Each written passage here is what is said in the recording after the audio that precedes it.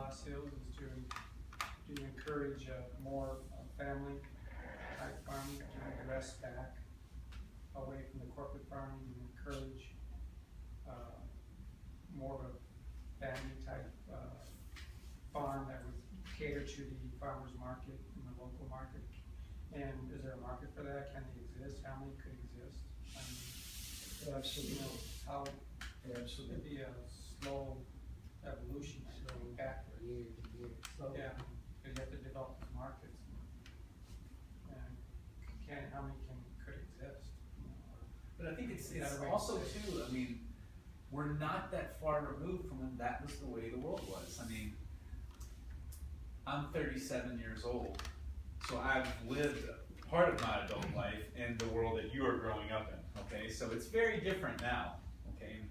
But the world that when I was your age and younger growing up, it was still like, I mean, it was still the world that my parents grew up in and my grandparents, and we were still, I didn't grow up on a farm, but we still had a family farm. I still went to the farm all the time, and it was so part of our, we haven't gotten that far away and we've gotten very far away in a very short amount of time, like 15, 20 years essentially. We've really divorced ourselves from what our existence was like for so many hundreds of thousands of years before then, you know? In the Loess Hills, is there, I mean, I don't know any of the facts about it. I mean, is it a lot of corporate farms in that area, or is it tend to be smaller up into the the Loess Hills area?